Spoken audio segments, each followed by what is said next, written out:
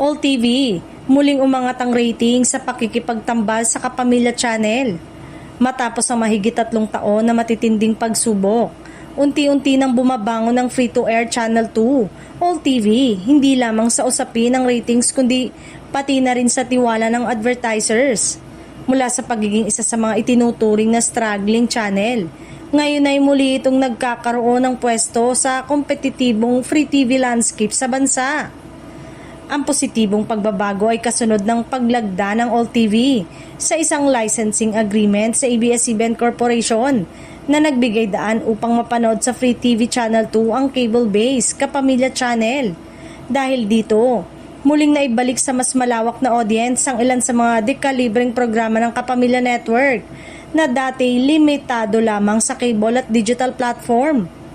Batay sa datos ng Nielsen Philippines sa pamamagitan ng National Urban Television Audience Measurement, nagtala ang All TV ng 2.0% rating sa 8 p.m. time slot kung saan kasalukuyang umeere ang primetime action series na FPJ Batang Quiapo. Ang numerong ito ay itinuturing na malaking hakbang para sa isang network na matagal nang nahirapan sa audience penetration.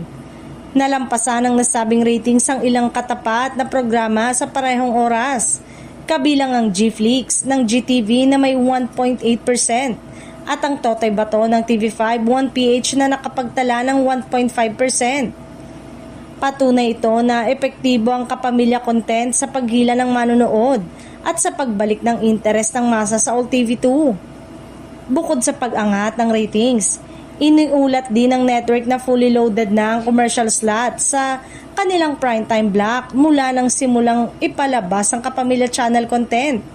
Ibig sabihin, hindi lamang audience ang bumabalik kundi pati na rin ang tiwala ng advertisers. Isang mahalagang salik sa pagpapatatag ng operasyon ng anumang TV network.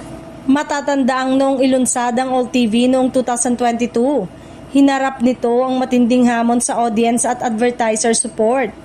Kabilang ang backlash mula sa ilang kapamilya supporters, bunsod ng issue sa franchise renewal ng ABS-CBN noong 2020. Ngunit sa kasalukuyan, sa tulong ng Kapamilya Channel partnership, malinaw na unti-unting nababawi ng All TV ang momentum nito. Pinatutunayan na ang malakas na content at matalinong strategic partnership ang susi sa tagumpay ng modernong industriya ng telebisyon.